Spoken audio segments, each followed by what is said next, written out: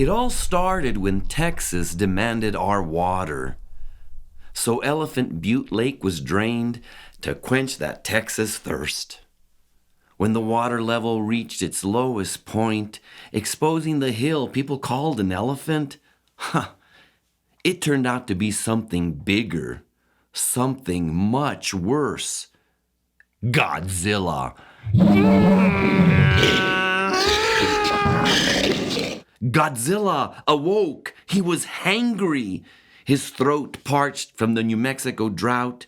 He needed food and water, so he headed north towards blue water, only to find carp flopping in shallow waters. Furious, the monster headed east towards Albuquerque, the largest city with the highest concentration of red and green chili. Godzilla needed to recharge his fire breath, and New Mexico chili could do it. Along the way, he crushed towns and villages like smashing autumn leaves. He ate the Route 66 casino simply because they've got a great seafood buffet. The governor called out the National Guard.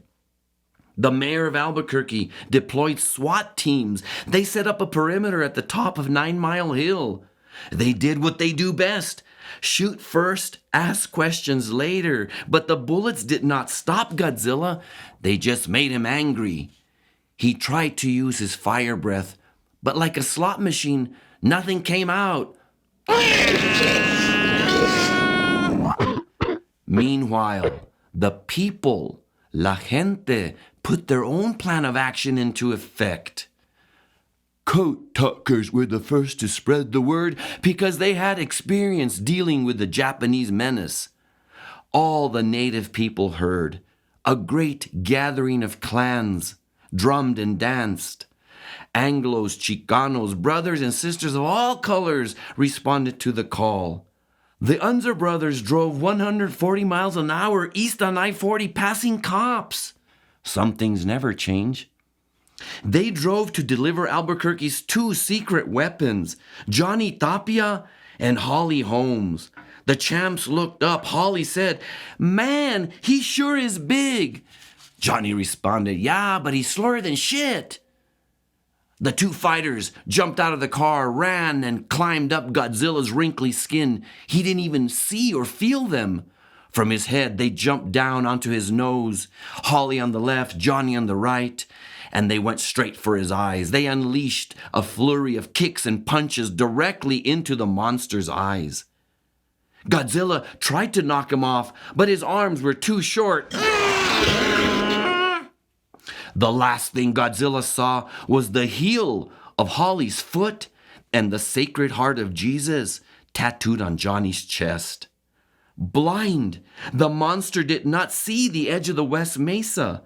He stumbled and fell head first into the Rio Grande. Yeah, right there between Central and Bridge. And that's where they jumped him. All the locos from the west side, alongside native people and Chicanos with their primos and tios, all of them with sharp cuchillos. And right there, with that beast's head in the Rio, the people gutted Godzilla. The butchers from Nelson's Meat Market directed the effort. You should have seen the lonjas stretching all the way from Tijeras to 9 Mile Hill. Meanwhile, the volcano on the west side came to life because of the drumming and the prayers of the people. It formed a giant volcanic pot. And in that thermal cauldron, the people made chicharrones out of Godzilla. Un chingal de chicharrones. More chicharrones than you've ever seen. Enough to feed all of Albuquerque. The transit department ran special bus routes delivering chicharrones all across the city. Everyone was fed. And because Godzilla is a radioactive mutant, his chicharrones had healing power. Like a miracle radiation therapy without the nasty side effects. Bald-headed children at UNM Hospital ate the chicharrones, grew back beautiful hair, and spent Christmas at home with their families. Veterans who lost their limbs in war ate and grew them back. They had another chance to hug and dance.